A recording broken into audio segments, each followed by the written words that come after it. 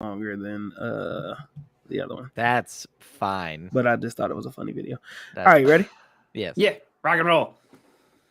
Batman is so dynamic, vigilante, crime fighter at his best, protecting Gotham as a night at night with my gadgets. Parents died, I got depressed, put a symbol on my chest. All my villains get so stressed cause they know that I want to prep. Mobbing through Gotham, put a villain's head on the floor.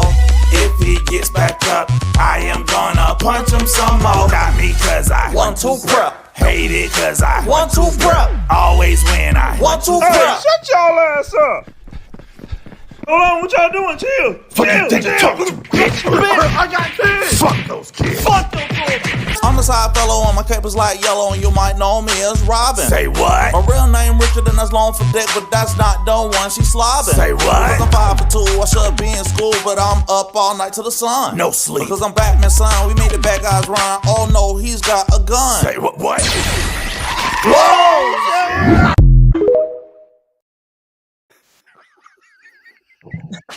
Okay, welcome to Films in Black and White, everybody. God.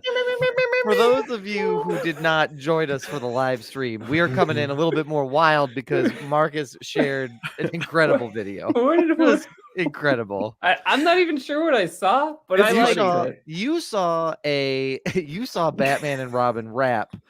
This should be the standard intro. Yeah. Okay, Roman wants it to be the standard intro. Roman, I'm with you. Shout out to Ace Vane, who is like, a guy who does voiceovers and stuff on YouTube, and he's done this. He has another one with Blackstreet, like he does a series like this. Oh, nice. And so I just saw this video, and Robin's verse just tears me up. He says, I'm a side fellow and my cape is like yellow and you might know me as Robin. My real name Richard and it's long for dick, but that's not the one she's slobbing. Like I just thought that was really good. So yeah, shout out to Ace Vane, man. Shout out to Ace Vane, absolutely. Hope everybody's doing well. Hope you're staying cool wherever you're at, because we went straight into the fire here today. It got up to 90, so real hot.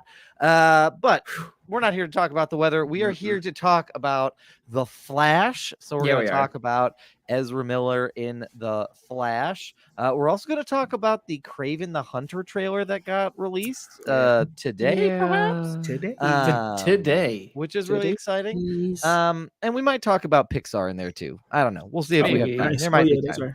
But spoiler alert, if you have not seen The Flash and you don't want us to spoil it, and there are some spoilers for us to ruin in here, so beware. If you avoided them, congrats, because they were on Maine by Thursday morning. Yeah, cheers to you. So if you want to avoid them and you don't want to see anything and you don't want to hear anything, we'll put timestamps in the episode description. But just as a heads up, we are going to spoil some stuff. But gentlemen, we have a full episode to get into, so I'm going to kick it on over to Brian Roush. Surprise, Gal Gadot cameo. Brian, how you feeling? Hi there, everybody. I'm Gal Gadot, and I'm cameoing in this podcast. No, I'm kidding, but we'll get to that in the movie later.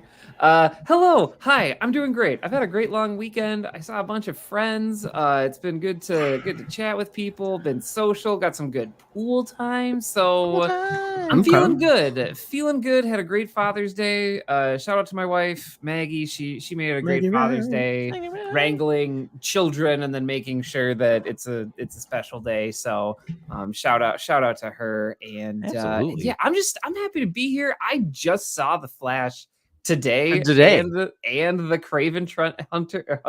Oh my gosh, Kraven the Hunter trailer like minutes ago. So I'm like, it's all fresh in my mind, and I can't wait to talk about it because I have a lot to say. And it's gonna be one of those. It's gonna be one of those episodes where Brian's like, one more thing. That's where I'm at. I think both of those trailers. I'm not even trying to set us up to make fun of The Flash. Like I really do want to like. Oh no, I want to talk about movie out, right? You know what I mean? Because we saw it Saturday, right? Yep. I have a lot of questions, and I have a lot of questions about Kraven, and I have a lot of questions about a lot of shit that's just. I don't know. Are we in fourth quarter or something? Because there was hella trailers that just.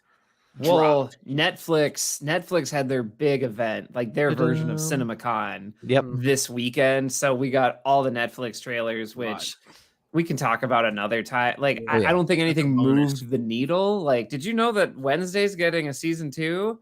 No way. I mean, Like, everybody was they're- talking about it, so I'd be surprised if they did. I didn't watch season 1, so I did not It's either. it's so. decent, but it's fine. yeah. Yeah. But yeah, All right. that's where I'm at. All Yeah. right. Well, thanks, Brian. Marcus, aka CGY. Yeah. Marcus, how you nailed feeling, it. sir? I'm tired. I mean, I ain't even gonna hold y'all. I'm not even gonna hold y'all. I'm tired. I work in student affairs for those that know, and I love my job. You know what I mean? I love the work that I do. Oh, yeah. If you work in student services and student affairs, you understand the mind, the energy that it takes to plan the event, the energy that it takes to prep the event, the energy that it takes to execute the event, and then the downside of breaking down the event. Like, what do they say when you go to the gym? The hardest part is racking the weights.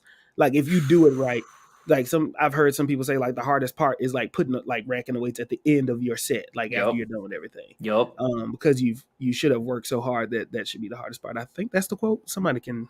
I mean, that makes the way you explained it when you first said it, I was like, no. But when you explained it, it made more sense. It made more sense because you're like, oh, because you're sore. And I was like, oh, okay, yeah, that makes sense. Your muscles are tight, putting it all back. Yeah, okay. Now, I might have also just fucked that quote up, but I'm just exhausted. But happy Juneteenth! We had our Juneteenth celebration today, and it's just another great day to celebrate freedom. Remember, liberty and justice for all is just that: liberty and justice for all. And if one ain't free, then none ain't free.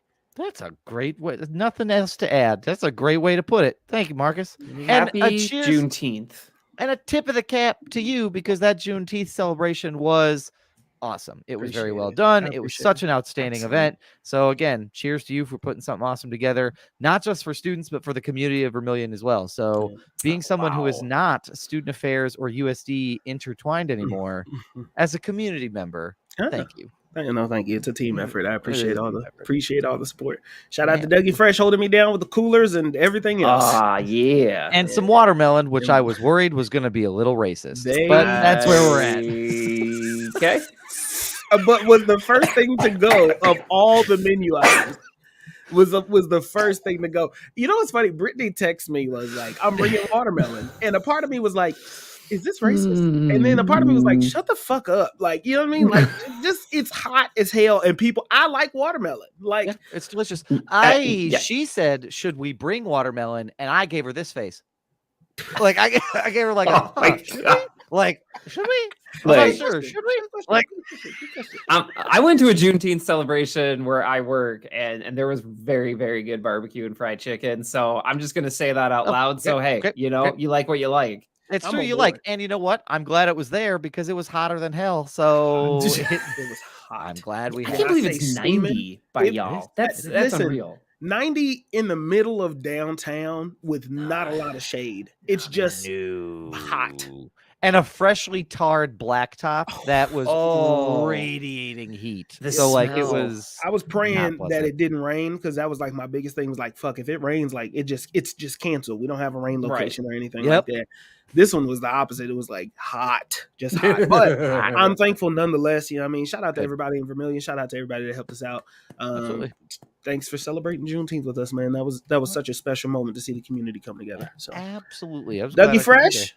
I'm doing well. It was a great weekend, great long weekend. Enjoyed the celebration today. Had a really great Father's Day yesterday. Went up to see the Sioux Falls Canaries play, which is a minor league baseball team. So went to see them. We baked in the stands because there was no shade in that stadium. So we just kind of sat there and fried, which was fine. But I had a really good Father's Day celebration. Harrison and I, inspired by Brian, there was like a board game version of like Pokemon cards that like teaches you how to play the game. Battle Academy. And I got that. And Harrison and I have played no less than 6 times. Like I'm so happy for you. He is just like eating that shit up. He was like, here's the thing. I went to the gym this morning. I came back. And he had already set it up. And when I went to go get him out of his room, because Brittany was still like dozing, so they were like watching an iPad or whatever. Oh yeah. Anyway, And I went in there, I grabbed him. He's like, "Are you ready to play?" I'm like, "Buddy, it is 7:30. Like, what do you mean? Am I ready to play? Just Like, what I so said. Are you let's ready go. to play? are you ready to play?" And so it's a lot of fun. It's easy for them to figure out. So Yeah. we did that. So it was an absolute blast. I also want to shout out Marcus for introducing me to cocoa butter. It's incredible. My Wait, my skin feels great. I What could not. is cocoa butter? And you It's said just the best lotion in the world, and I can't stress that enough. okay. I wish Okay. I told Brittany, like, he got it for me because I was doing some yard work and I have these like cuts on my arm. And Marcus looked at him and he goes, "Well, I don't want those to scar, so let's get you some cocoa butter so they don't like scar up." I have every time after I've gotten out of the shower, put some on put it on my body. And Good. so it's been, I Okay. literally looked at Brittany Okay. while I was putting it on last night. I was like, I could do this. Shit's incredible. Like, I could do this all the time. Like, it's been great. It's been really great. I just for want to me. say, when he says cocoa, it's not even for those that know, or maybe for those that don't. Cocoa butter is like a black staple, right? And so it's like Oh, when About you to get be lotion. it's about to be a Wagner staple. There Is was, what it's about to hey, be. welcome to the party. I was telling him, like, I tell people all the time, women use it for like different people use it for like stretch marks, or after the birth of a child, they will put it on like Yep. those stretch marks or birthmarks and stuff Oh. like that, or scarring. If you have real bad scarring or something, Mhm. cocoa butter it depends on what cocoa butter you get. Now that is just like a version from Walmart, which is like it's like a Sure. decent version. Sure. There's the hard cocoa butter that looks like rocks. Like, you know what I mean? Like if you go to a Mhm. black beauty salon and it comes in like pebbles that you actually have to rub down and apply heat to. That is Whoa. like the real authentic cocoa butter. That is what my mama used to like slather me down in, that keeps that skin slick. But like if you have scarring, like Doug had real bad They're not- scarring. They look like they just look bad because it's They like look literally. bad.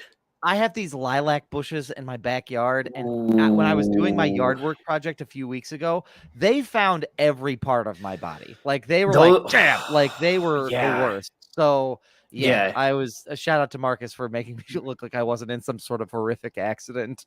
Wow. So- That's and it hilarious. changed I'm my- glad you and liked not it. just- it's incredible. Like Wow. It's good moisturizer. It's good moisture. It's If you're looking great. for good moisturizer, I just think that it's, you don't know And that the for black people, it's like when you ashy, you see the ashy, right? I don't know how white people react to ash. It made me ask myself, have I been ashy this whole time and just no one's told me? Like, is that because that's how much this has changed my life. I have been living my life with dry ass skin and just no one's told me about it or said anything. And now I feel like I can enter society as like a well-adjusted person. I have a headache from laughing. I just And that's how I'm doing. Gentlemen, we have a Amazing. whole episode to get to. There's a lot in this There's episode. a lot. There's a It's lot so of this much. episode It's so already much. to get to. Wow. But first, we have to play Catch That. Oh my gosh. Yeah, we do. catch that quotable. Silky sounds, Marcus J. Gentlemen, are you ready for this week's quote? Doug, Show. hit me. Did we do that at the same time, Marcus? I think we was Okay. close. We I were think it was like photo finish. We're real close. It's We're gonna have to close. dial that back. We're gonna have to see the tape for that one. Do you know what it's like to fall in the mud and get kicked in the head with an iron boot? Of course you don't. No one does. It never happens. Sorry, Ted. That's a dumb question. Skip that. Oh fuck, man. Do you I- know what it's like to fall in the mud and get kicked in the head with an iron boot? Of course you don't. No one does. It never happens. Sorry, Ted. That's a dumb question. Skip that. I feel like oh fuck, I didn't even put the timer up. You're fine. I'll put a minute down on the thing. I don't know what this. I feel like I should know what this is. I don't know. This feels like A Million Ways to Die in the West. Oh, okay. I'm I not was confident. there. I'm not confident in that. But if I remember the gist of that movie, because I watched it on FX once, like the gist of that movie is like there are basically watching all the different ways to die at Yeah. that time, and the guy, what's his name?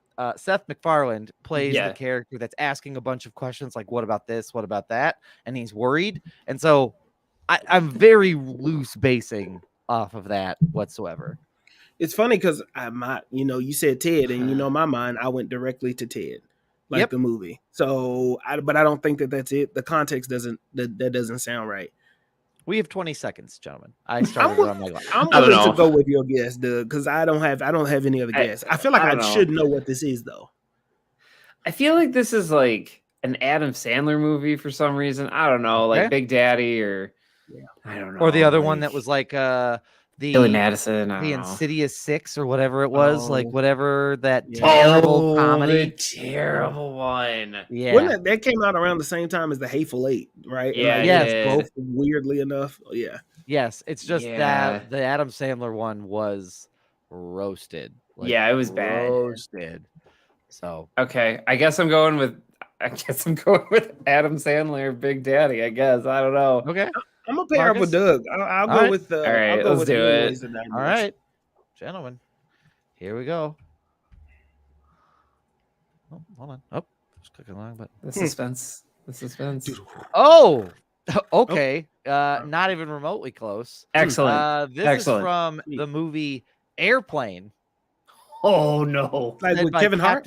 Captain Rex, played by Captain Rex Kramer. No, like from 1980 Airplane. Not so. Oh my gosh! There's gonna be some people just yelling in their like as they're listening to this. Yeah, no, I haven't seen that. So, yeah, huh?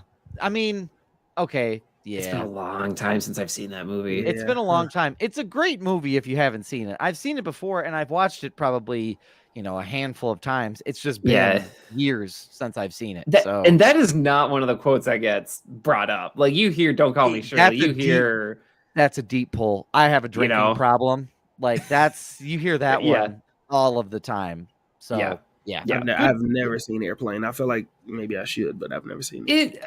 It's like one of the, I don't know. To me, it's like one of those first cult comedies that really stuck with people. I don't know. That's how it kind of comes to me. Yeah. Okay. It's probably the introduction of slapstick style comedy, like the movie, like Scary Movie, and all of the movies that followed that kind of did that level of like one-off, like ridiculous slapsticky style humor, got it from Airplane. They were the ones to have done it first. Who was the lead? Who's the lead in Airplane? It's not Steve Carell. It's Leslie Nielsen, isn't he? Leslie Nielsen. Oh, that's not who I thought it was a guy from Cheaper by the Dozen. Steve Martin. Steve Martin. Yeah. But there are a ton of famous actors and comedians in it, like Kareem Abdul-Jabbar is in it. Is randomly? He really? He plays one of the airline pilots. Jeez. Is it like a Pink Panther? Like like Pink Panther type? It's a little bit. Very Panther-esque. Okay. Yep. You would probably like it. Yep. The scene with Kareem Abdul-Jabbar and the kid, to Roman's point, is hilarious. Because the kid goes, "You're Kareem Abdul-Jabbar," and he goes, "Nope, I'm not. I'm this person, the pilot." And he goes, "My dad says you stink," and he just grabs him and he's like, "Does your dad have to run up and down the floor every night?" Like, it's hilarious. Okay, maybe I should. I'll try to find this somewhere. It's funny. I wonder where it's streaming. That's interesting. So yeah, good pull though. Good pull, Roman. Absolutely good pull. Gentlemen, let's talk about, because it's fresh at the tippy top of our minds. Yes, I did not realize Doug's name was Cocoa Butter Bathtub, and I just feel like I missed that entire. Are you surprised you didn't look when I talked about it? I missed that. I'm assuming like the bathtub is filled with cocoa butter, or it's made of cocoa butter. I think, or it's every time you put it on, it's cocoa butter. It's like a bathtub. I think you all can take it wherever you want to. I don't know what I had in mind. Great. I want you to imagine, because Great. to me, the idea of a tub in my house that's just filled with it that I can dip myself into and relax in for a moment is okay. That's the stuff dreams are made. Wow, that's some freaky stuff, man. That cocoa butter that changed your whole damn life. It changed my whole life. It changed my whole life. It's changed on Juneteenth of all time. Exactly. I mean, happy Independence Day. What a time to be alive. Time That's to be alive. incredible. Like look at Roman Myers. Roman Myers said, new... coming out like a new baby. That's very true. Very, very true. Because it's at the tippy top of our minds, gentlemen, let's talk about the Kraven the Hunter trailer. Yeah, let's do it. So right. this trailer dropped today. It may or may not be a leak. For those of you that need a reminder, this is in the Spider-Man villain universe. With no Spider-Man. The Question mark? No. non-Spider-Man universe. As of yet. Or Miles Morales might be the Spider-Man in this universe. Who fuck knows? that could as of- rescue it. As Yeah. of yet, no Spider-Man. As of yet. So this is in the same area, unfortunately, as Morbius. So Incredible. hopefully it's not. But it's Jesus in the same sphere as Morbius. And it's really sort of how Kraven the Hunter comes to be. Sort of before you might know him from the comic books. But gentlemen, we all saw the trailer. So thoughts on the Kraven the Hunter trailer? I'm 50-50, if I'm being Okay. honest. Okay. I like Aaron Taylor Johnson. Yes, I he's will- great. I think I'm at a As do I. point where I will watch anything with him in it. Even in Godzilla, I think he might have been in Godzilla for like He a was. blink of a He twinkling was. of an eye. No, he was one of the leads. Was he in the Yeah. whole thing? Okay. Yeah. Yeah. He played a soldier. And then, obviously Quicksilver, Kick-Ass, like obviously he has a good resume of movies that he picks. Even Bullet Train, I want to make sure I give him Bullet Bullet Train, Train too, right? Very good. Man was good. I like Aaron Taylor Johnson. I will watch anything with him in it. I'm skeptical about Sony's this universe that they just keep trying to build. That's the only hard part for me. You know what I mean? The trailers, Yeah. it is a trailer. I do have a problem that it shows. It really wanted to press the fact that it is a violent rated R. It's the first rated R film within the Oh. Spider-Verse. Yes. And Yeah. and not only did it say like, hey, it's rated R, this is not a red band trailer, Mhm. and there was blood everywhere. in Yeah. this Some guy trailer. got So- an ear ripped off, I think. I A bit thought it was off. his bit nose. Oh, it was part of his or- nose. It was Okay. something. Gnarly. There are people getting hit with bolts and spears that go flying 1,000 yards in one direction. Bear So traps. there's a lot. There's Yeah. a lot Yeah, here. it's- Also got our first peek at Russell Crowe, who is in this, who I didn't know was going to be in Man. this. medium-sized Russell Crowe at that. A medium. A medium Russell Crowe. Crowe. And so he plays Sergei Kravinoff's dad, who is unnamed. So Mhm. there's that. So a lot to unpack here. Ariana DeBose is in this too. Brian, I don't even know who she is, but I feel like She- you did. So she won the best supporting actress Oscar for West Ooh. Side Story. Oh. And I loved Spielberg's West Side Story, so that's where I know her from. Got it. I remember the casting of it, but I assumed she was gonna be like, I don't know. I assumed she was just gonna be like a love interest Like shoved the aside, Doctor and in this, yeah, like the Doctor and Morbius, and this makes it look a little different. I'm not planning a whole lot. I'm not betting on it, but it looks like she has a more involved role with this movie, so I'm excited to see where that happens. I mean, I don't know what I honestly don't know what to make of this. Like, it feels like, I don't know. I guess the weird thing for me is the trailer makes it look like he gets superpowers Mhm. from a lion he shot, and the blood from the lion went into him, and now he Mhm. and now Mhm. he's a super animal person. Question mark? There Yep. has to be some type of Oscorp testing on this fucking lion because That would be, yeah, I'd be into that. to basically have a lion STD give you superpowers is just problematic for me. Like you just that's a lot. Yeah, I this mean, is- yeah. Yeah, it's a lot. I guess. and Oh, go ahead. and I love that they did they cut into the blood like they did with Yes. X-Men and Spider-Man, insert every other superhero, the Hulk, Morbius. like, and they Morbius, and they zoom in and they can see the lion taking over his bloodstream, which I don't even There's just little lions It's running like- around like- his bloodstream. like Okay. like running through. And here's the other thing that's like insane is that it's his powers are described of he hunts people because of his unique connection to animals. So like any animal, like the lion got him, but he can connect to wolves, he can connect to badgers, he can connect to eagles. Badgers. I assume, right? Like they hunt shit, I Oh, would assume. So wait, hang on. The trailer panthers? we watched Reach was a Time. Red Band trailer. I just want to make that clear. Oh. The one that we watched before the stream started is a Red Band trailer. So maybe not everybody saw okay. that guy's Oh, nose okay, get okay, bit okay. off. All right, to well, that know. actually makes a lot of sense because it was a lot of shit in there. I was like, there's no way in hell you just gonna they gonna let that slide. Yeah, I didn't. Yeah. I want to do okay. Let me play devil's advocate. Is it because it's Sony and because we have references like Morbius and other movies and others, that we maybe are skeptical about this film? Because I feel like if it wasn't a Craven film and you give me the same premise and it was maybe an original, whatever, maybe he gets his powers a different way or whatever the case may be, with Aaron Taylor Johnson, same premise, same trailer, would we be a little bit more open to being like, oh, okay, Sony, like I see what you're doing here? Or are we kind of like hesitant because of what we've seen from Sony so far? For me, it's just this just feels so oddly unnecessary. And I say that from this perspective.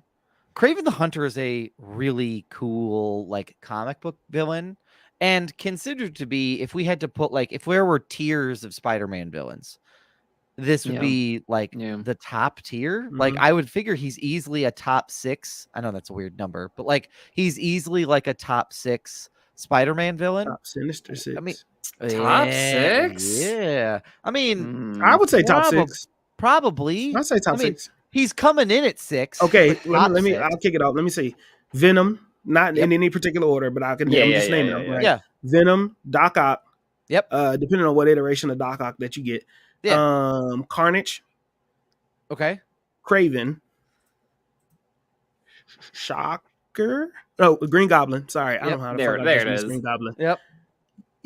I don't do Hobgoblin because it depends on what version that I get. Yeah, it's kind of a remix. It's Yeah. a little wonky. And then, Kingpin.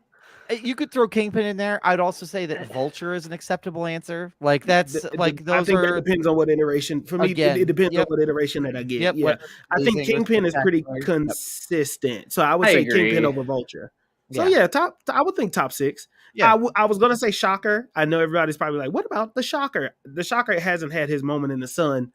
He's not to me yet, so I don't include the Shocker. You could also say Electro. I would. Electro's an honorable mention. Depends on the version. Sometimes Electro is whimpery. They write him off as this weak ass character.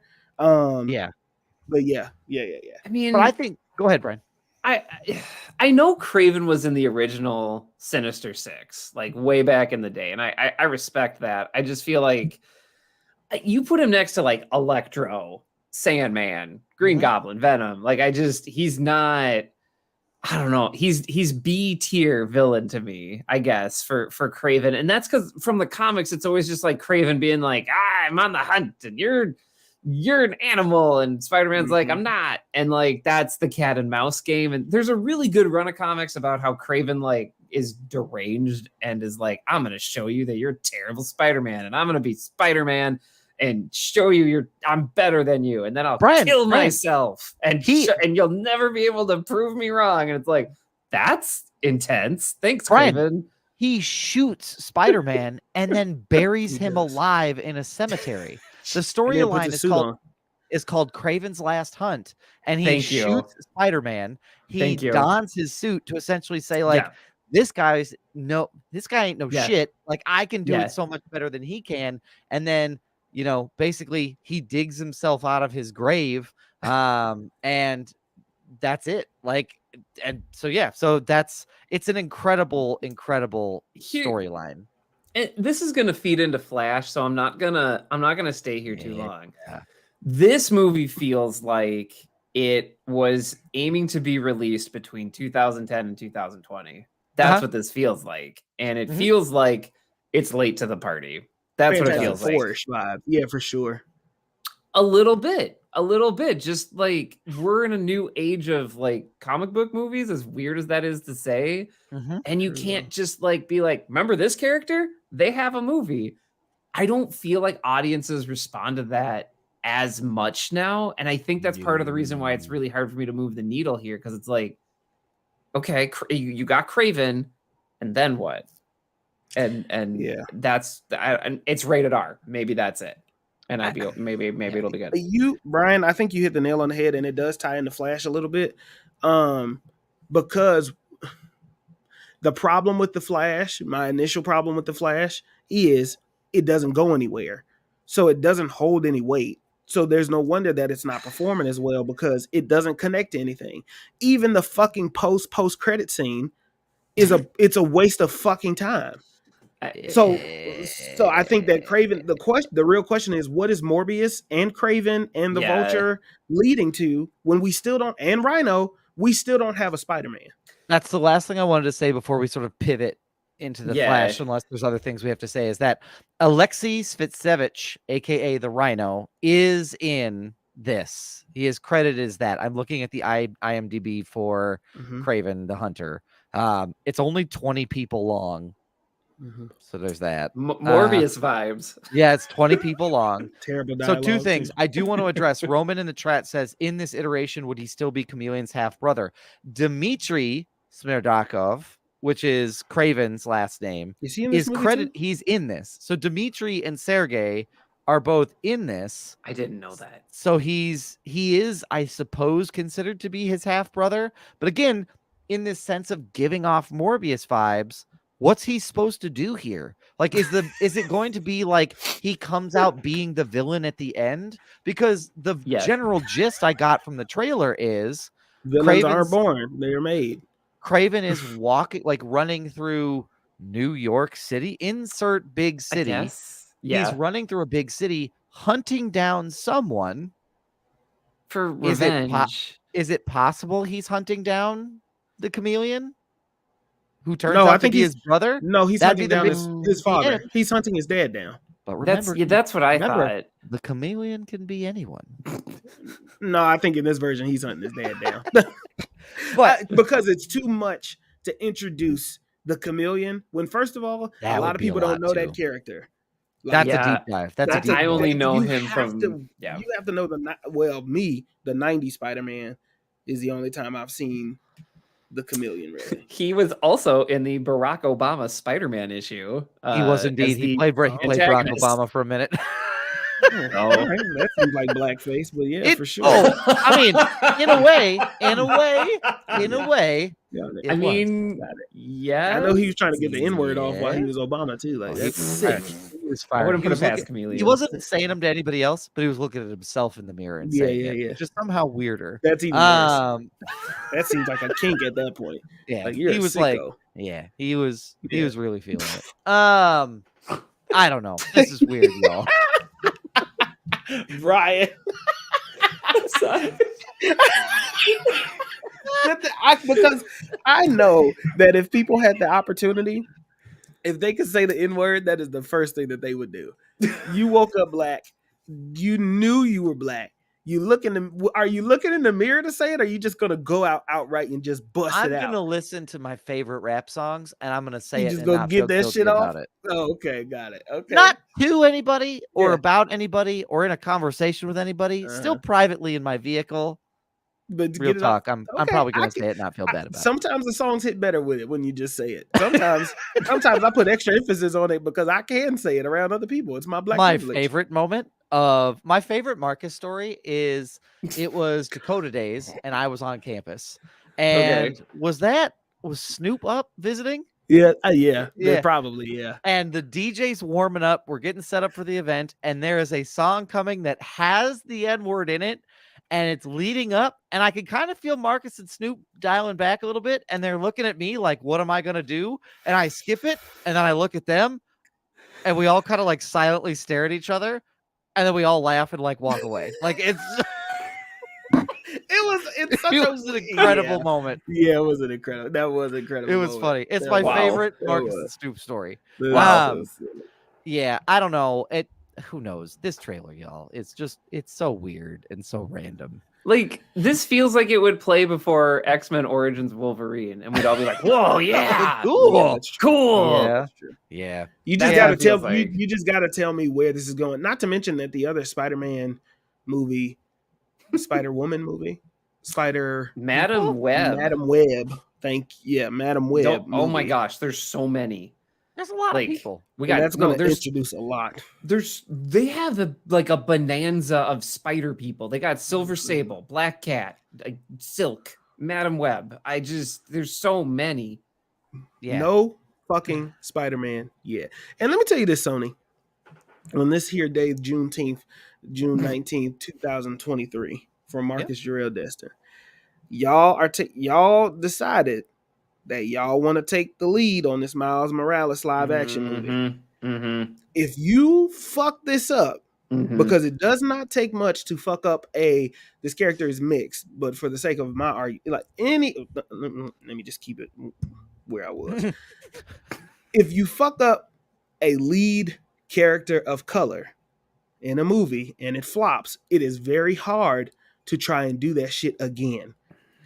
For the love of God, please let Marvel do the casting at least, and at least do the soft introduction, and then you take over Miles through Sony, because it works with Tom Holland. Whatever agreement y'all got with that, it works. Yep. But Miles Morales there's been a spike in the interest of Miles Morales in the last 5 years, like maybe less than that, honestly. Ever since Spider-Verse catapulted him to mainstream, he is Spider-Man. Like, that is the Spider-Man that my son and not grew Spider-Man up with. and not Spider-Man 2. You know? You know, like they used to do that thing where it was like, this is the other Spider-Man or Spider-Man. They ain't. Yeah. He's just Spider-Man to a lot of folk. Yeah. Well, and you have built up so much goodwill with Spider-Verse movies and a third one on the way, and you've done even more goodwill with the Miles Morales video game, and then Spider-Man 2 that's coming out. That's also a big deal. You will have done such goodwill and faith building that maybe they can handle it, and you could it might take a long time to build that goodwill up. It'll take 2 seconds to piss it away. Yeah, so sure. like, don't up. think just because you did those stories, you can handle these no problem. Yeah. So, all right. Anything else y'all'd like to say about Kraven before we pivot on over into the Flash? No, let's get to the Flash. All Let's righty. get to So the bullshit. we're gonna get into the Flash. So if you Actually, here's the thing. Listen, I got this from here. All right, listen. We're gonna get into the Flash, y'all. You know what I mean? Listen, if you don't want any spoilers, now's your time to click away at the time, 37:27. If you want to click away, go ahead and click away. Here's what we're going to do here. Before we get into the thick of it, I'm going to have Doug Wagner give us a barbershop synopsis of the Flash. Oh, Marcus got ahead of it. I did. I'd like to point out with the timestamp, it might be a little bit different because we cut out the because intro, we cut so the thing. I got it. Whatever it is, it'll be in the description. Yeah, for sure. All right. What had happened was so you got Barry Allen.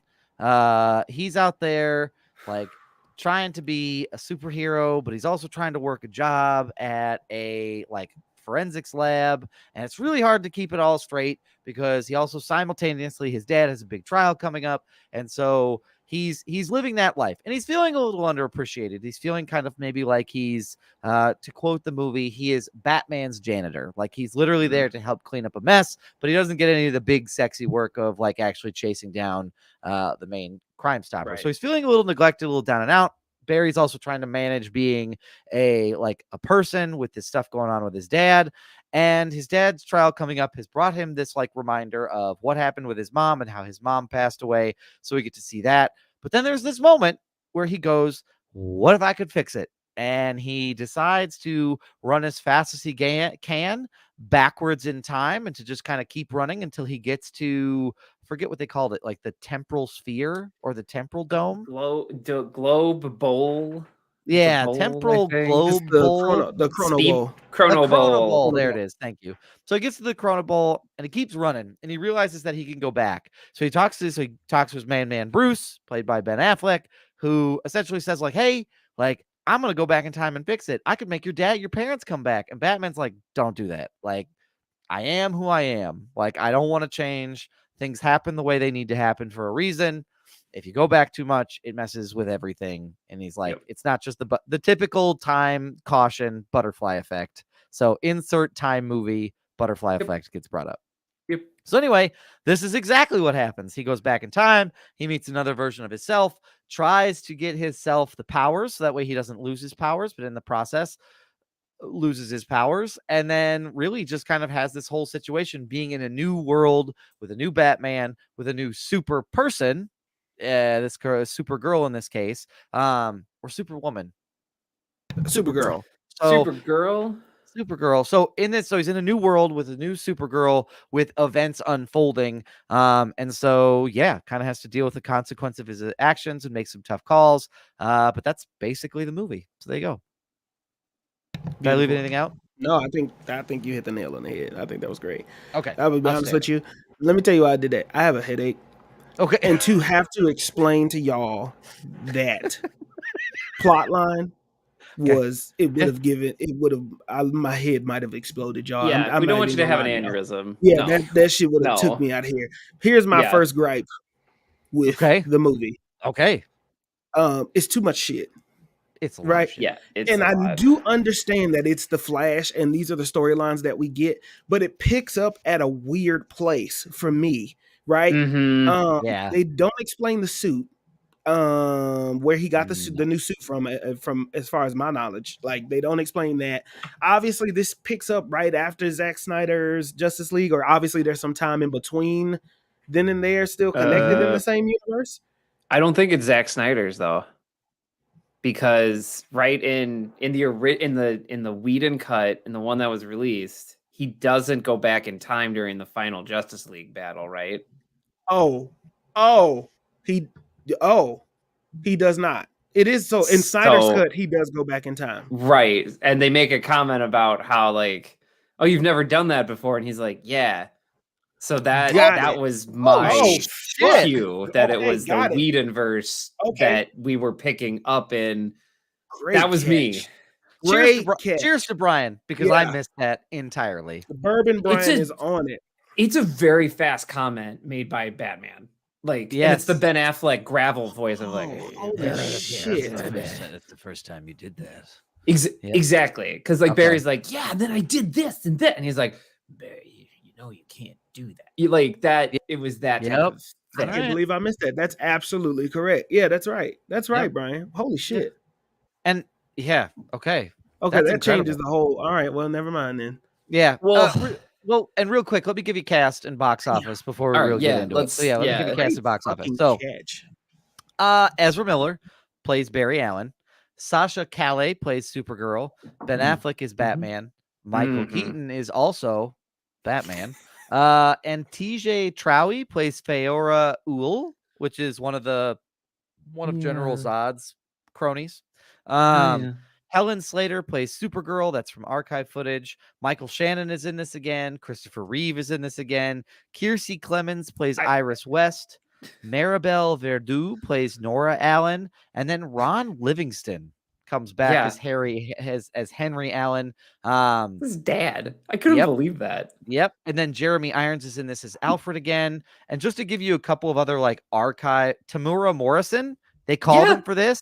He got to come back as Arthur Curry's dad, which is outstanding. Boba Fett got a call. But then also George Reeves plays Superman, and then Adam West plays Batman, like old school black and white. So that's the cast. Box office is this movie made $55.7 million for the 3 days. And so it's 60, and they expect $64.2 million for a 4-day release. And so, yeah, that's kind of where we're at. Its global opening was at $130 million. So it's had a little bit of a rough start, so to speak. I wonder why. It can't be because it's not connected to anything else. We've been waiting 10 years for a Flash movie? Yeah. Like, maybe over 10 years. Kind of a similar Black Adam story too. Like, you've been waiting all these years for insert this character, and then it just doesn't do well. Like, I wonder why that is. Yeah. Well, Yeah. I mean, I think part Yeah. of it, Yeah. honestly, Yeah, man. it's bonkers. This movie is bonkers. It's fun, and if you enjoy The Flash, you'll enjoy this. Like if you watched the Flash TV show, you're gonna love this. I think that's just a really good way to put it. I Sound think in like the larger foolishness. scheme of things, though, it's just this felt, if you've been following the saga and everything, this felt a little bit like, here's your Flash story. Anyway, we're just gonna clean up on aisle 5. So this is our janitorial duty to the story. So you get to basically watch Flash the janitor clean up the timeline so we can reset to tell new stories, which I don't think is bad, Is but that it what serves a happened? very utility purpose. Is Yes. that how you took that this happened in this movie? That's what I think the corporate, I feel like that was the James Gunn corporate story reason. I feel like they saw Flash as a way to just, okay, everything that came before this, it's in the multiverse, and spoilers, we've said this like 3 times, but spoilers, Barry doesn't end up in the same universe he came from. No, or he the does same not. timeline. So we're in completely uncharted territory from everything that came before it. And I'm excited about it, but everything that came before it, that's an Elseworld now. Yeah. That's not the main timeline. Yeah, okay, we are saying the same thing. Yeah, we are saying the same thing. I think because to me, this was the way that I was going to word it, which is essentially the same thing you just said, Brian. This was the introduction to what Elseworlds look like. So if you needed a physical, image or imagery to like what when James Gunn says Elseworld, to me it was at the end when all those worlds started colliding. Those are Elseworlds. And now you know when something happens that's not connected to this thing, that is similar to what it looks like. Yeah. Yes. And really quickly, I want to take a minute. Absolutely accurate. And I really liked the imagery that he used, because when like you read the like Crisis on Infinite Earths, or when they did the they did like the second Crisis on Infinite Earths, they did a really good job of like that sphere imagery is pretty cool that they used, that I really liked. All out, so yeah, that was kind of cool to say like, well, it would look like this, so how do we make it a more cinematic? I did want to take a minute to say that like Ezra Miller identifies as they, them. This is going to be a challenge for us talking about it, because Barry as a character identifies as he, his. So I just want to make sure that like we are very cognizant of the pronouns that what Ezra's identity, we were going to try to honor that, but we may get it wrong over the course of our discussion, and we apologize in advance and ask for a little bit of grace. We're going to do our best, but just as a heads up there. But great job, dude. Thank you for that call out, because Barry does. That was something I had not processed. It's going to be hard. It's going to make it seem like we're being like really rude, but we're not trying to. Or I would say I think we'll get it, but if you see us tripping up, that's why we want to get this right. We want to get it right. We get it's important. It is, absolutely. But yeah, I really liked the way in which that visual, I will say this, and this kind of brings me to my point, like my first gripe is like, there were moments, the CGI was just fucking like inconsistent. It was terrible. There were moments where it was like awful, see babies in a microwave. Terrible. And then it was also really, really cool, see imagery for how Elseworlds were set up and run that way. Super cool, like, but also really bad. So the CGI was just kind of like all over the place. I need to pull this out, and this maybe will help us go chronologically through the movie. Maybe not. But yeah. That scene on the bridge in the first heist sequence, which was almost like a mini movie, by the way. Yes. Great intro. The visuals of Batman, Wonder Woman, and Flash all next to each other, was something off for you all watching that sequence? Like visually? Yes. Okay, could you put your finger on it? Because I saw it and I was like, what is happening here? Are we thinking of after they saved everybody and we're just standing next to each other? They're standing there. It seems what Brian just did seems like a superhero pose in front of a green screen. Yes. Like it didn't feel like, it was very close, and it was almost this awkward it was such the dialogue wasn't bad, because I do genuinely like think like, okay, it was fine. but it was something awkward about the way that they were positioned. Like they didn't want to look at each other. Batman didn't want to look at Diana at some point. Yeah. Or it was just It was very an- weird. The eye was an- lines were off. You're Yeah, right. it It was feels- an yeah. odd, and it was also position of the camera because they put it like they tried to put the camera between Barry and Batman, Mhm. Right. but still catch their shoulders and part of their heads. So you had to shoot with this weird lens to try to get it all. So it was oddly situated Mhm. for sure. It definitely had some green screen scream It- for sure. Which is Definitely- fine. Which is yeah. fine. But It it's like, is what it is. It's fine. I don't know if Gal Gadot was there. That's the only thing I don't like. Do I you- couldn't tell you. Do you think WB James Why does Gunn she is keep like, popping up? hey gal, so we know you're busy. We're gonna build you a green screen studio in your house, and we're just gonna send you the Wonder Woman costume. Anytime we need a cameo, can you just hop in there and just film some lines for us, and then you can be done. You don't have to go anywhere. think You can that's just- right. you I can think just film that's it in right. your house. Well, I mean, I think It's it's weird. It also could be that like the fact that like maybe James Gunn was saying like, hey, people think she's done. What if we just keep reminding them like, no, she's not. And we Honestly- never said that she was. So Yeah. we're just gonna keep rolling her out there for everybody to take a look at. Here's where it doesn't help though. When you keep bringing her up, you need to bring her into something new, Right. Because everything she's been in, to my knowledge, now I don't know where Shazam sits in all of Oh, this. Lord. That's Yeah. completely unclear and not consequential, but now it may not matter. Yeah. Right. So it might not, but I do think that there is something to be said about if she's not done, which I'm all for Gal Gadot coming back. You Right. do have to cast whoever this new Batman, Superman is. You gotta. Yeah. She's a very mature. That's a grown ass woman. That's what I'm trying to say. And you can see that when Barry stands next to Batman. Batman is once again Ben Affleck, just a fucking superb Batman. You know what I mean? Like he He's a killed great it. he's a great superhero Batman. Yeah. Yes. He's a great fanatical Batman and a brooding Bruce Wayne. Like, yes, Yes. absolutely. Yes. Gal It- Gadot is yeah. also a grown ass woman. One thing about Yeah. Ezra and their portrayal of Barry Allen is he's kiddish, and WB does not know how to Mhm. write an 18-year-old. Like they don't know how to Yeah. write. No, like, they do immature not. They characters. really Like, don't. They fucked it up with Shazam.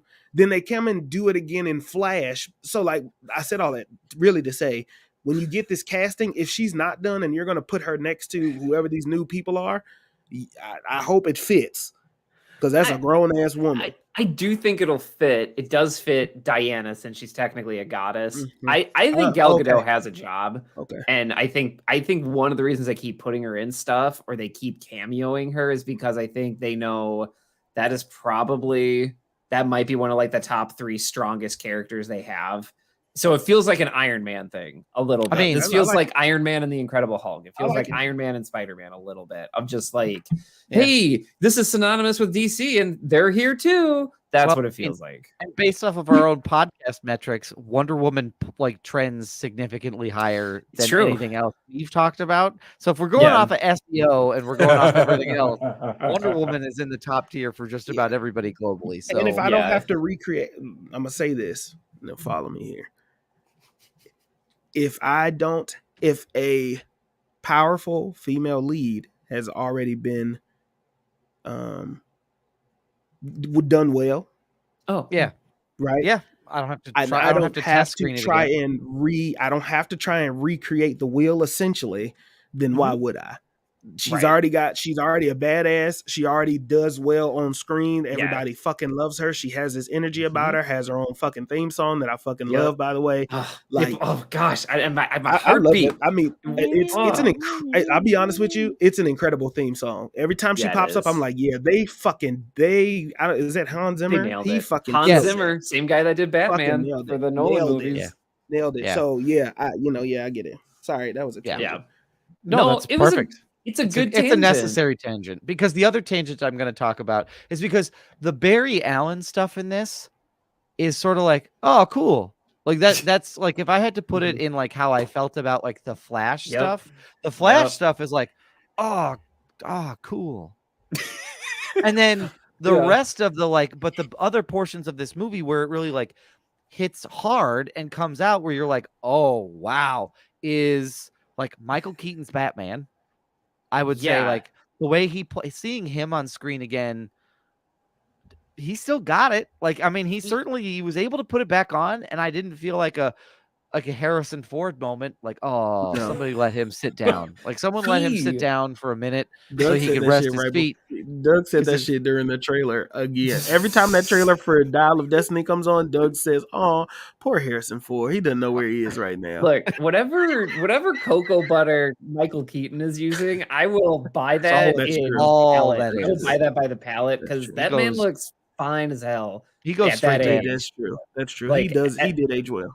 Like, just so gracefully, and I'm like, man, if I can look half as good as you at your age, I'll have made it. Because like I kept looking at him on screen, and I'm like, I kind of just feel like this is like Mhm. I'm watching Batman Returns a little bit, Mhm. just a Yeah. little bit. Like, Yeah. he still got it.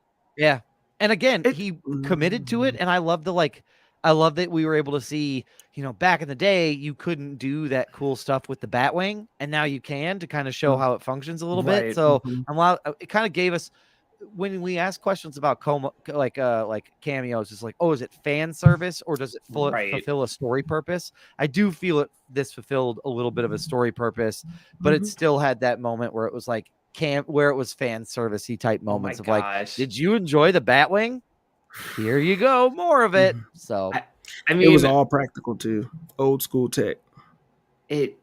yeah, it was 90s core, if that's an Yeah. aesthetic. It was 90s core, and I feel like it was the intent was to directly appeal to every person on this podcast who grew up with those check a lot of movies. boxes. Yeah.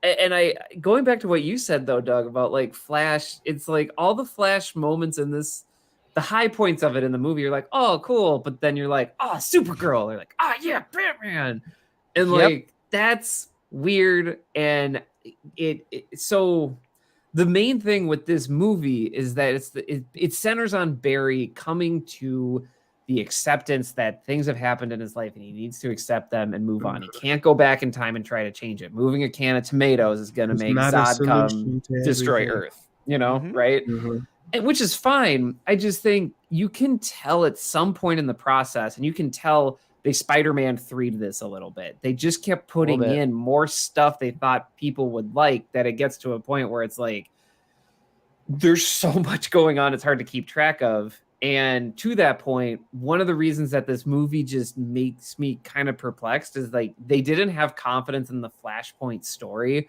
So it feels like they added Michael Keaton Batman. They added Supergirl. They added Mhm. Zod. They added reverse, I don't know how you want to call it, like Dark Flash. Dark Flash. Rock Flash, Spiky Flash, Rock Flash. Batman, Flash, Red Death, however you want to call it. Like, I just, combination of all the characters. you can tell they didn't have confidence in their main story because there's a good movie in here. Don't but forget it Red didn't- Sun.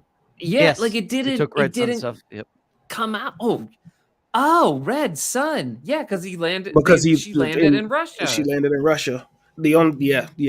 I yeah. just put that together. Yeah. Goodness gracious, Roush. Okay, anyway, read Red Sun, by the way, for That's a anybody good- that's that's a good listening to one. this. That's an Yeah. amazing graphic novel. And it's one of my favorite Superman stories. Anyway, they didn't have confidence in their own story, so they just put all this stuff in, which was fun. Yeah. But you can tell it was at the sacrifice of Flash's own story, which is just so weird. I will say the difference, I would say if I could sum up a difference between Spider-Man 3 and this, is Spider-Man 3, it felt like they were still trying to give Spider-Man a story in Spider-Man 3. They were still like Okay. throwing it back to Peter Parker. There's a portion to me of this where they were like, okay, we crossed the line. Fuck it. Like, just go. Yeah, like, it's just I like agree. they kind of were like, all right, well, all right, show them everything. Show them the black and white Superman. Like, show him black and white Batman. Show him fucking Nicolas Cage. Like, we don't even give a shit. He's fighting a giant spider. We don't know where the spider came from. Just show him fighting him because people are asking. And it just feels like they were sort of like, it feels like someone literally was listening to a really eager first term stock writer. And they're like, Yes. oh, and we could do this and this. And he's sitting there like drinking a cup of coffee. And he's like,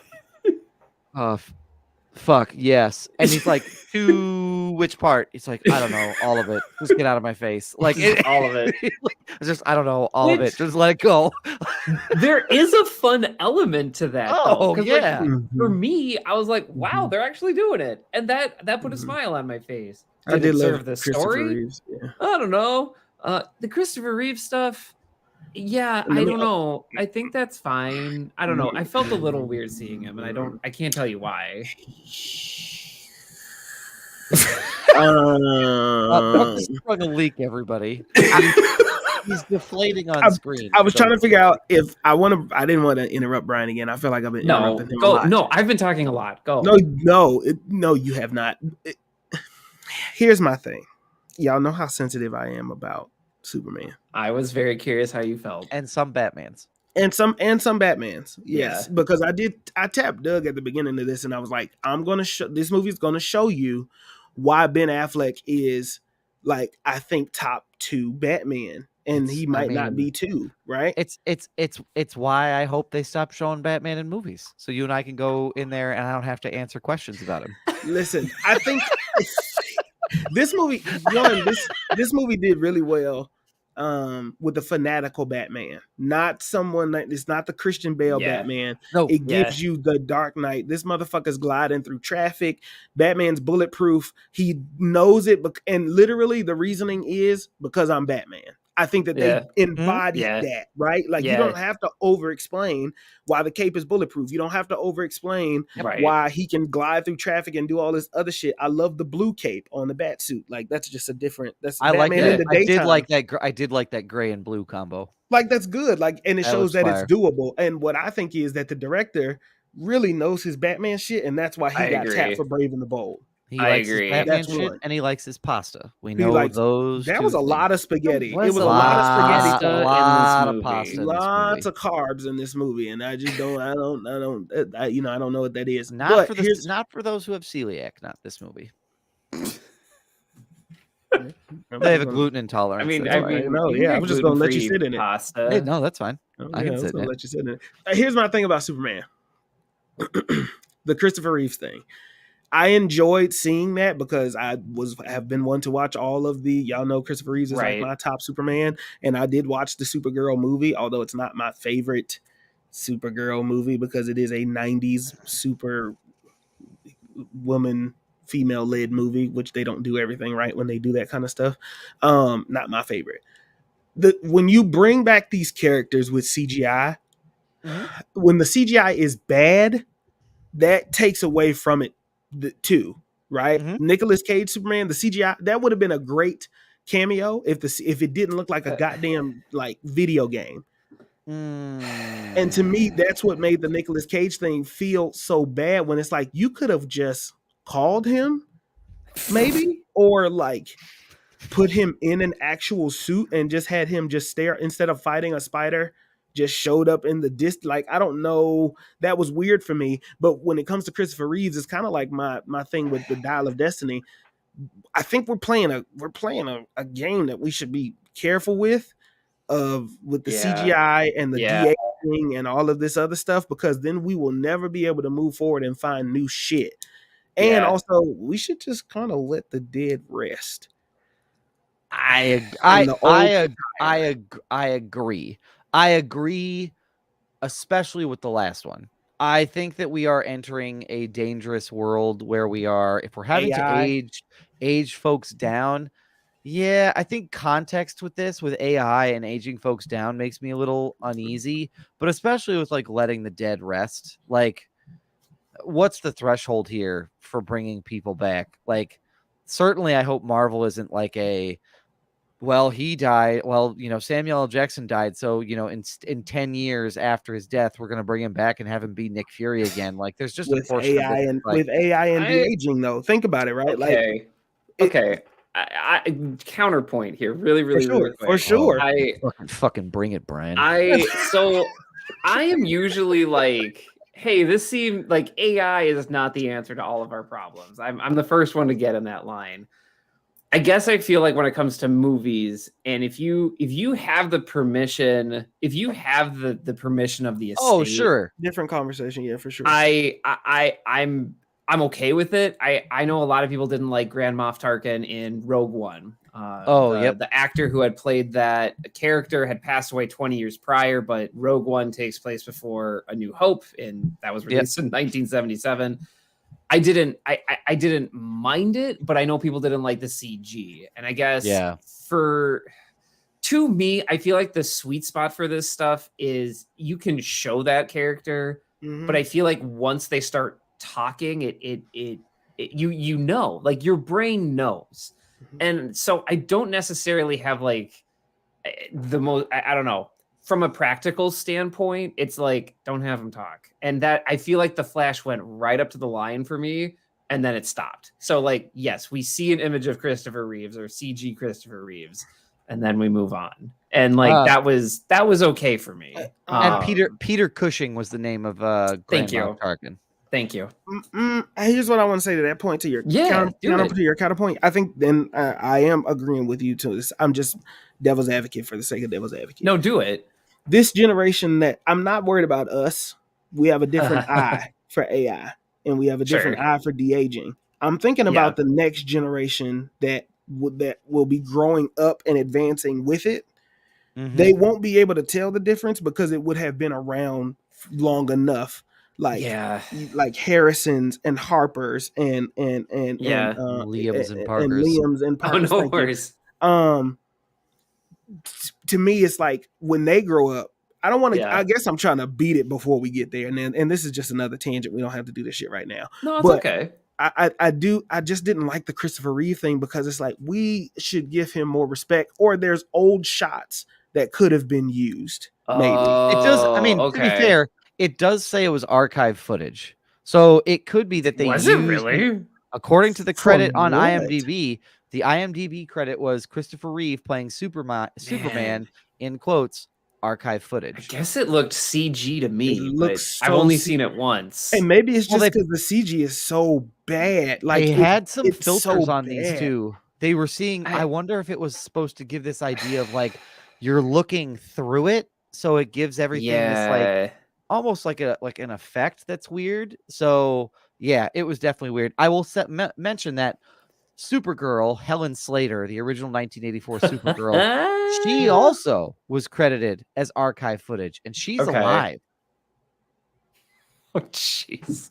Oh, so they were like, I mean, the shitty thing with the Helen Slater stuff is it's like, you look too old. You couldn't do it. Like that's what that feels like. But that bothers me for some reason. And that you could have I did not like it. That's my point. I understand. I get it. Because they could have used any other footage from the actual films to show that, like, I know you want to show the characters interacting with the Chrono Bowl or whatever the case may be and like all that other shit. But the sphere. You got to show more respect to those that aren't here. Like nostalgia for the sake of nostalgia to me, at some point it gets it's like playing with a fucking Ouija board for me. Well, I feel like this comes to a crux, though, of this movie of just how hard it was hitting the nostalgia button. Because they used archive footage of Adam West Batman. Right. Yeah. Yep. And I was fine with that because that was okay. It was quick. Yeah, that was You're getting the vibes of it, right? So, like, here's the thing that blew my mind. Like, this isn't a Superman movie. It's not. It's not. Why was it? I guess, like, why was it so important to get like this almost photorealistic version of Christopher Reeve's Superman for your Flash movie when you could have used the same thing you did for the Adam West Batman? I don't know. It was. Agreed. I don't understand that decision, and maybe if they took me out for a drink and they could explain it to me, that'd be great. It was a strange decision. I guess they gave us Ben Affleck Batman, Michael Keaton Batman, Adam West Batman, right? Then they had to match the Supermans with Supergirl, Christopher Reeves, George Reeves, Nick Cage. Actually, yep, you lost me because now that's way more Superman than there are Batman. And what about the other I will also say this. There were other people that they wanted to include. That is true. Like so they wanted to include, I know one name. I know. Go ahead. Linda Carter was one of them. Yep. They wanted Linda Carter's Wonder Woman. They wanted Marlon Brando's Jor-El. from 1978 Superman. Sure. They wanted Burgess Meredith's Penguin, and they also wanted Cesar Romero's Joker from the 60s Batman series. Yeah. They wanted those, but they said that they were given a choice that they could pick some. So I want everyone to understand this. Nick Cage's Superman beat out Linda Carter's Wonder Woman. Okay. They looked at a call. They looked at a cart. They went into the restaurant of old characters and they said, "You know what sounds really great? The Nick Cage quesadilla as opposed to the Linda Carter burger that I could have. That'll hit, right? Like that'll satisfy me, right?" The more and more I think about this movie, this feels like a movie made for very online Gen Xers. Like that's what it feels like. I have a question. This would have been great too. That would have been good. Danny DeVito Penguin. That would have been Sign good. me the fuck up. That would have been good. Here's what I think happened. If I just guessing and speculating, right? And I do want to get back to the actual Flash review of the movie. But it now. I mean, yeah, or not. Like I'm fine either way. I mean, this is the movie they made. I mean, this is the movie. They 10 years to figure this out. This is the movie they made. Here's why I think it went left. You're restructuring, right? I think a lot of the issues that we may be seeing are reshoots. And 100%. I think that the Superman stuff, I don't want to put this on him, but I'm gonna just put it on him because I think it is. I think it's James Gunn. I agree. I think apparently this motherfucker loves Superman like I love Superman, right? More specifically, the Christopher Reeves version of Superman. So I think if Andy, how do you pronounce his last name? Muschietti.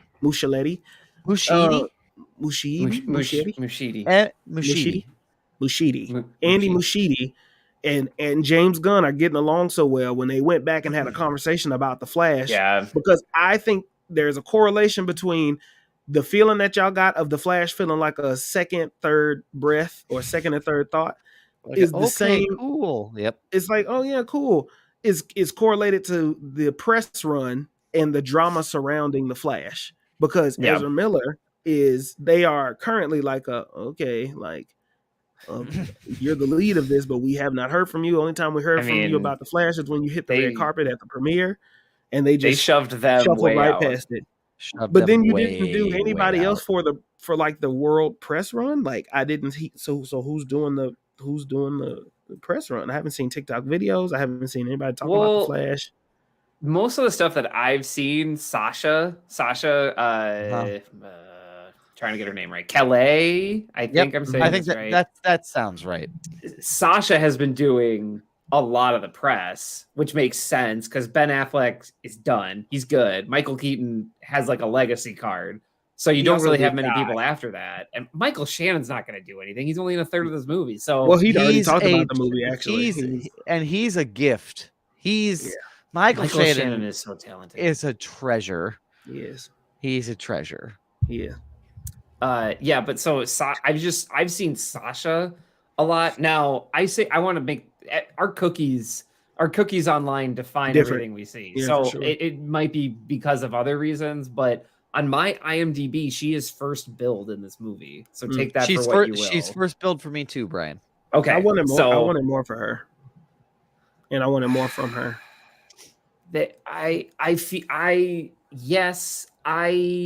She was good.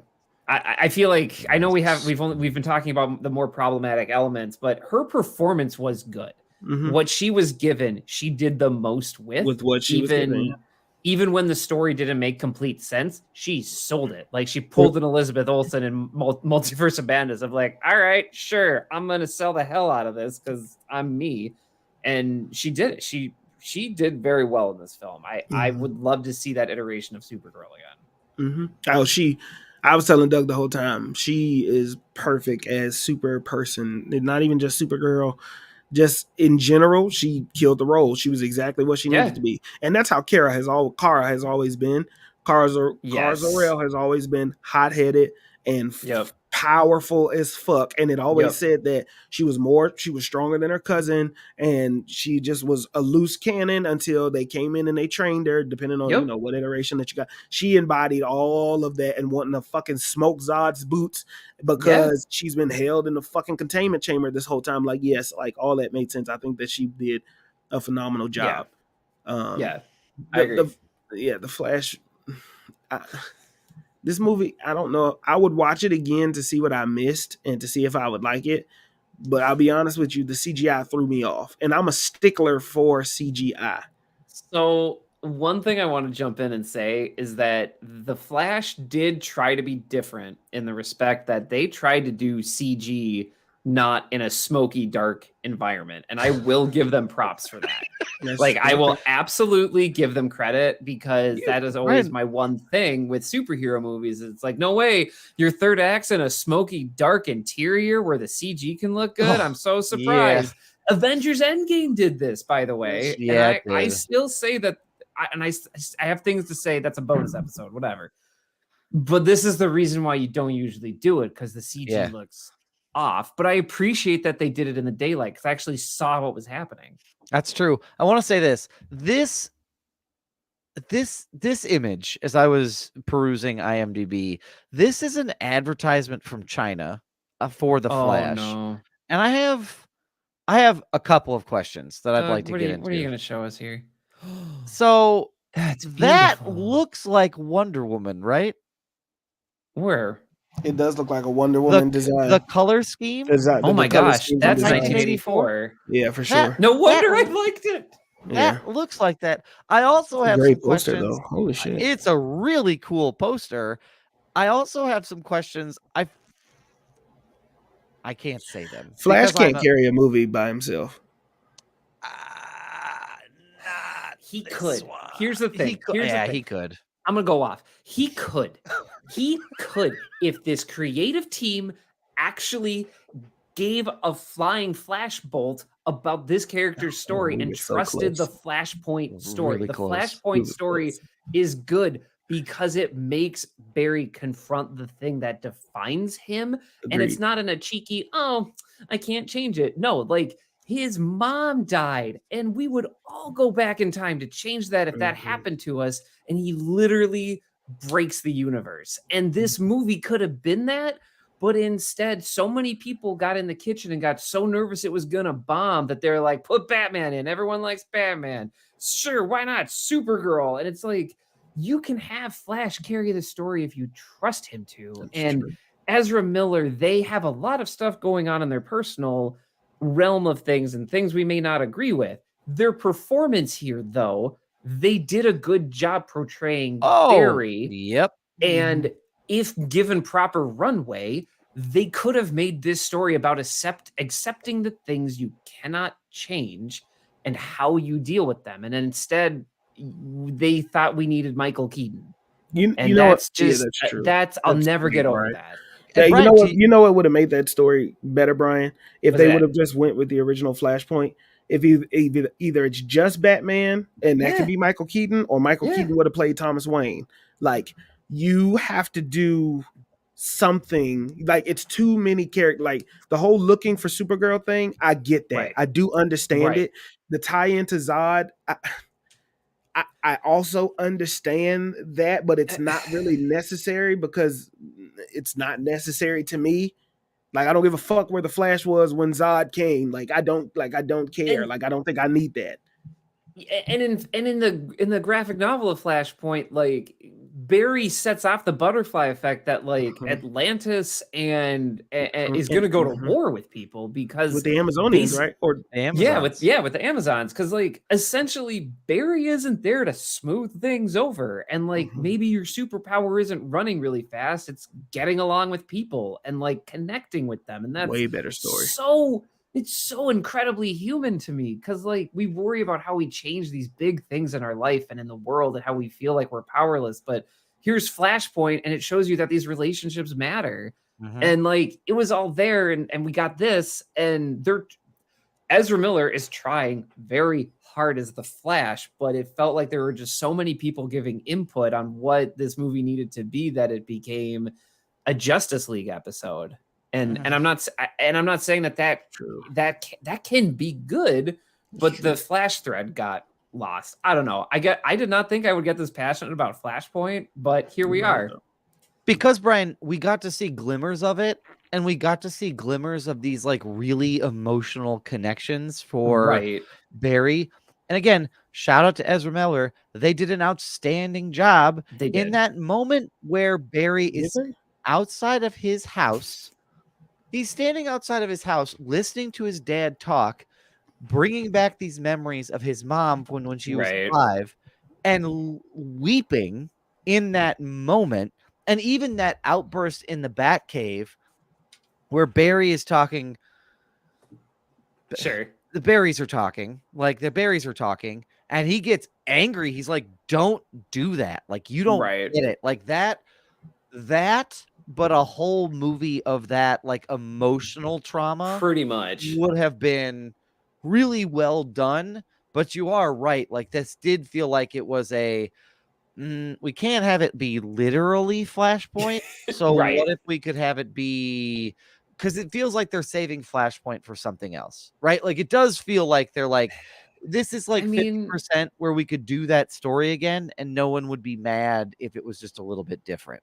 Well, I think the most bonkers thing here is, like, if you're listening to this and you were like, I just want to know the story beats of Flash, I'm not actually going to go see the movie. Watch the CW Flash when they do Flashpoint, and I'm going to be honest with you, it's better. I'm going to make people angry, but it's better. It's better. It is. And you're committing to 6 episodes of CW TV.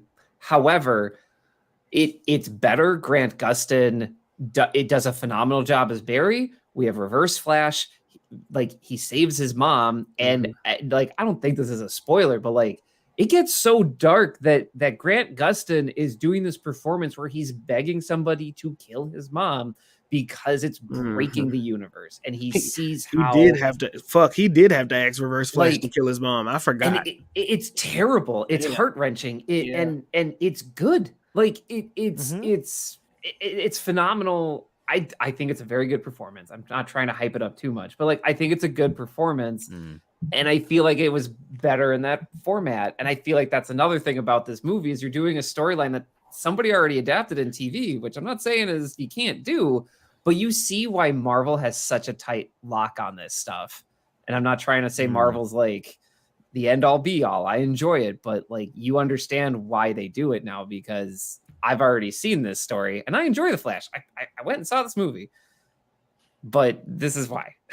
Also, I will say this. The other point, like, about the Elseworlds stuff at the end, why not just use, if you needed to use these other characters, you had a whole fucking CW universe you could have pulled these from. I'm shocked that you Grant could Gustin have pulled cameoed. You could have pulled like Grant Gustin. You could have pulled the guy from Smallville. You could have pulled. You could have pulled Green Arrow. You could have pulled literally any of these things into it, but felt like, again, Brian, to your point of like, no, people know that there's footage of Nick Cage out there somewhere, so you got to see it.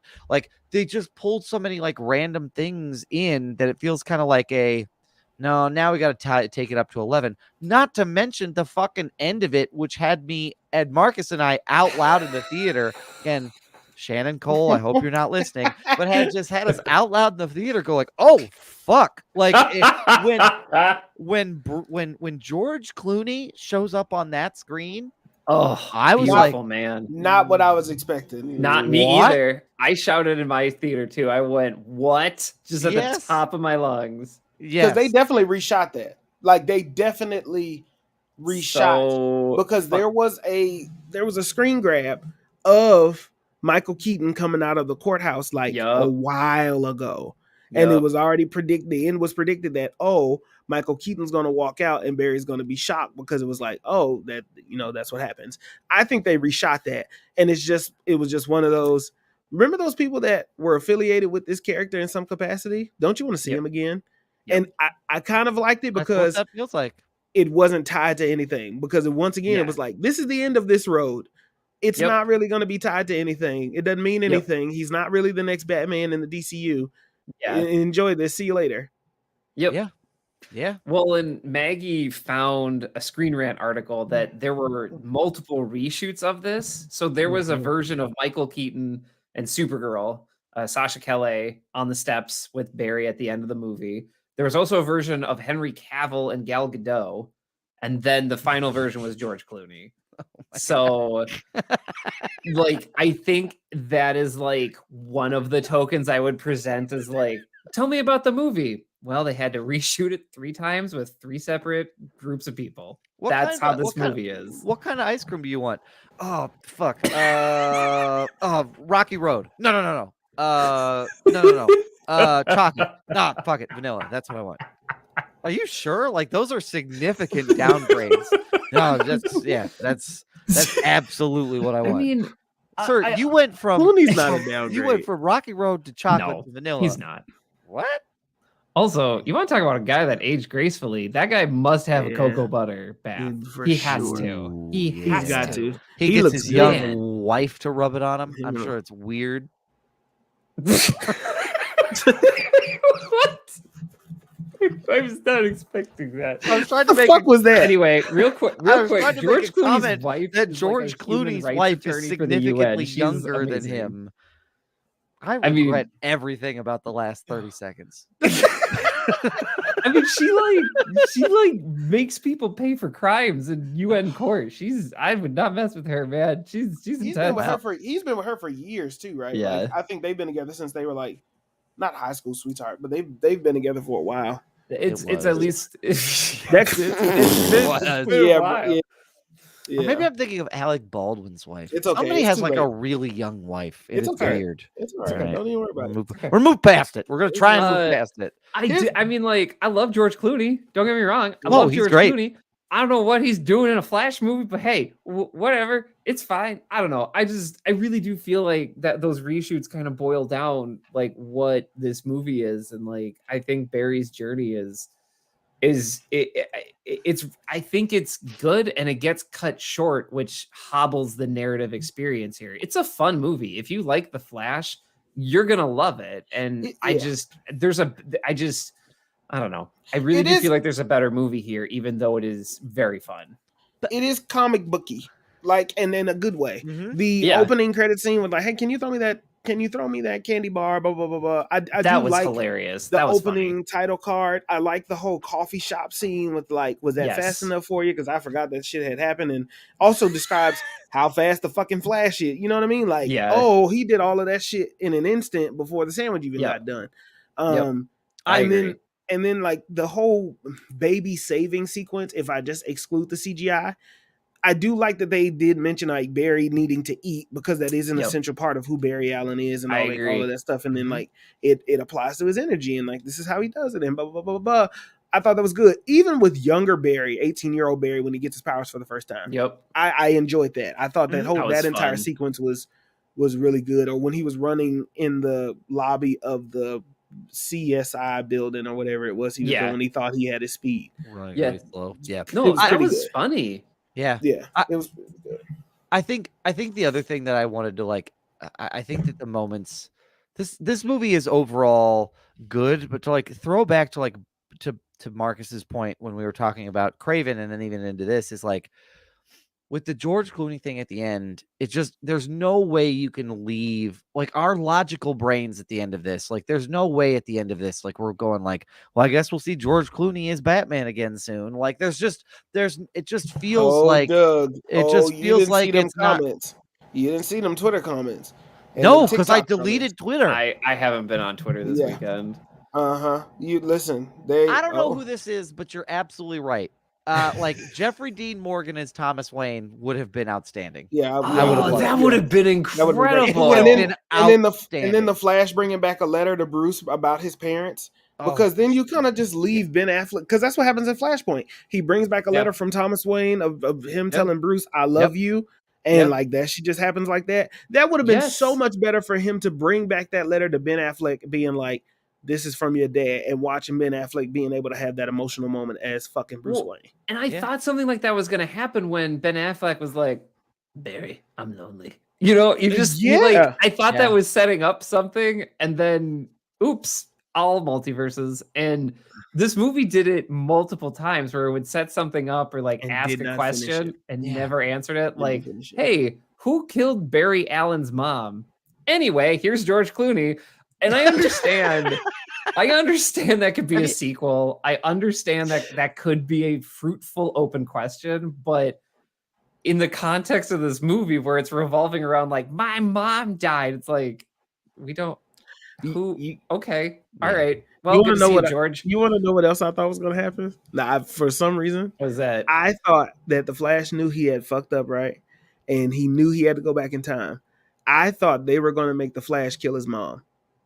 I Because also thought they were going to make the I Flash thought they kill were his going to go mom. dark Oh, I there and be didn't- like, I didn't he think had to about be that. the one to go kill his mom because there was no other way to fix it. I didn't think they was 'Cause going he's to go the gotta keep tomato it- route. Oh, that would have been bleak. That would I have been would've- dark. And that would have made Barry Loved every realize minute of that. the importance of being a hero. You know what I mean? Like, or pushed him. Now, it could have also made him a fucking psychopath because that's a dark route to take. That, oof. But Yeah, that I mean, I'm into that. No way general audiences That's are. very- hell no. That's if- very much If my like son hell. saw that, that would be. Yeah, I mean, I know hell it's no. PG-13. Let me be real.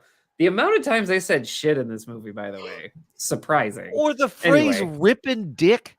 That was a phrase I did not Yeah. know that I needed in my life. Yeah. But when when other Barry goes, yeah, that really rips dick. I was like, okay, that's mine now. I'm gonna say it all the time. Expect me to Ripping say it dick. an obnoxious amount of time. That sounds like that hurts. Like that just hurts.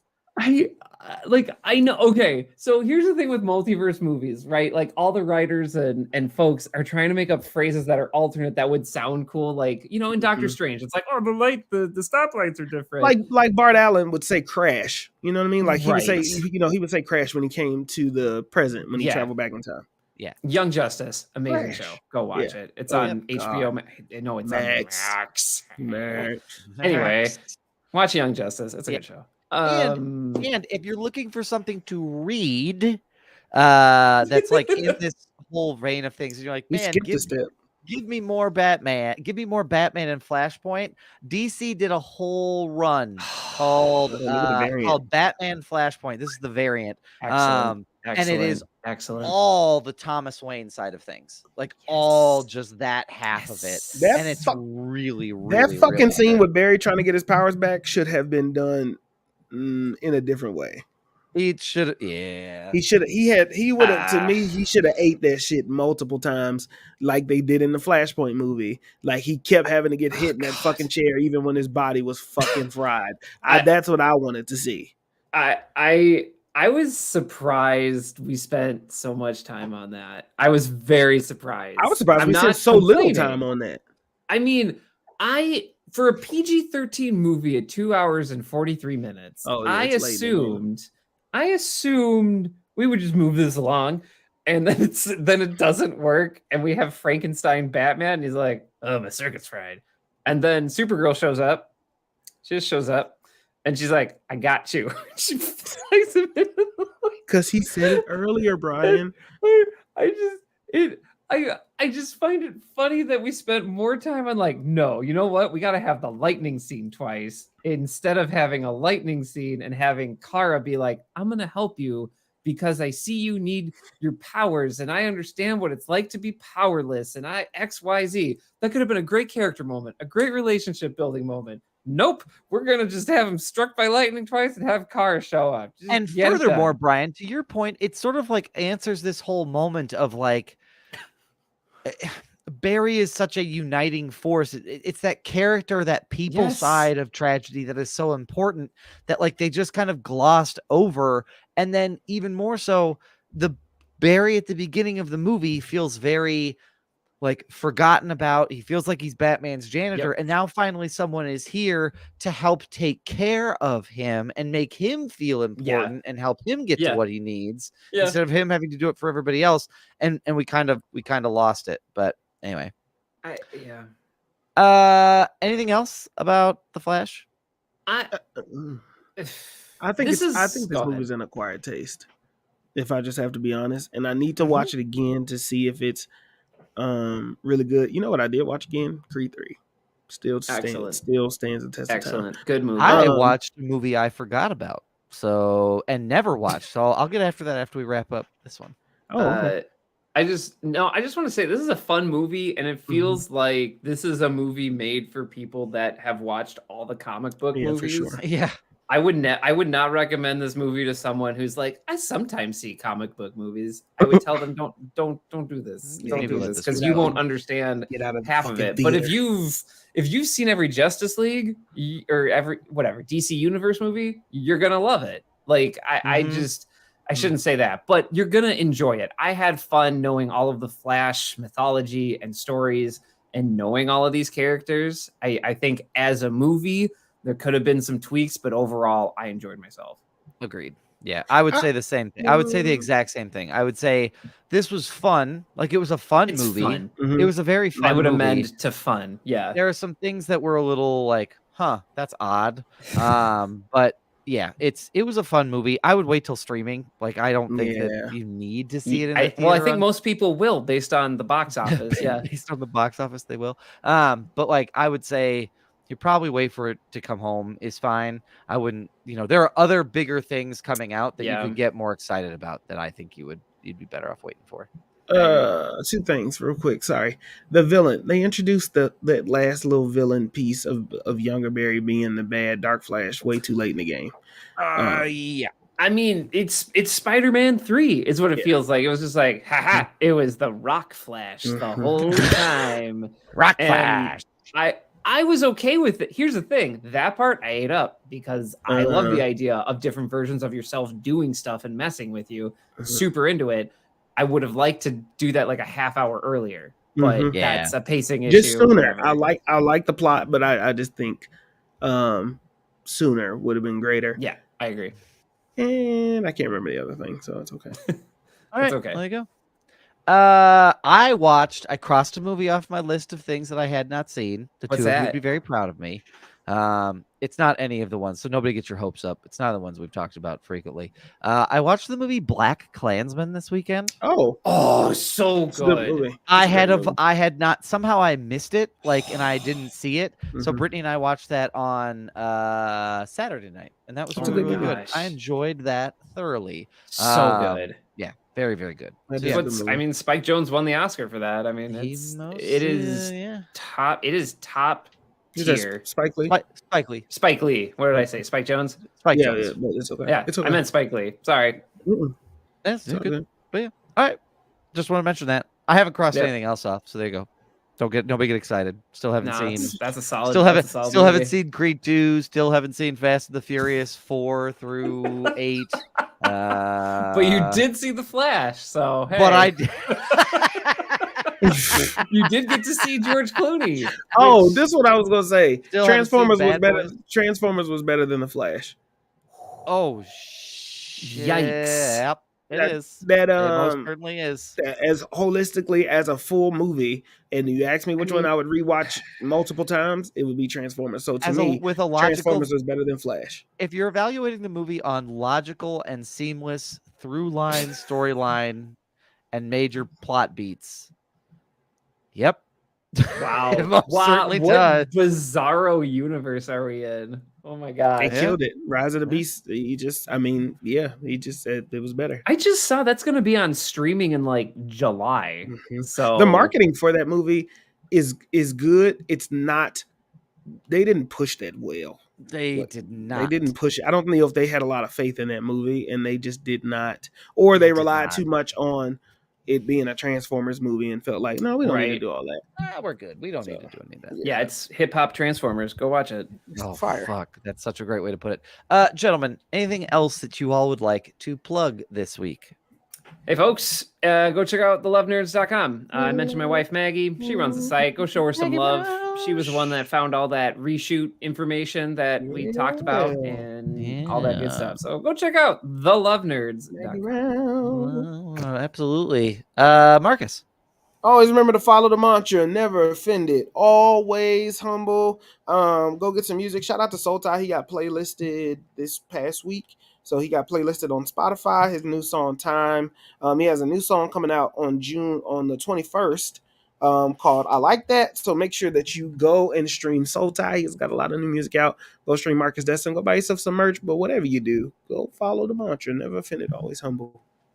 Yeah, absolutely. And I would like to plug this podcast. So if you enjoyed our discussion about The Flash, check out some of our other episodes. They're available wherever you get your pods. Also, share us with a friend if you really enjoyed it. It's the best way to spread the word.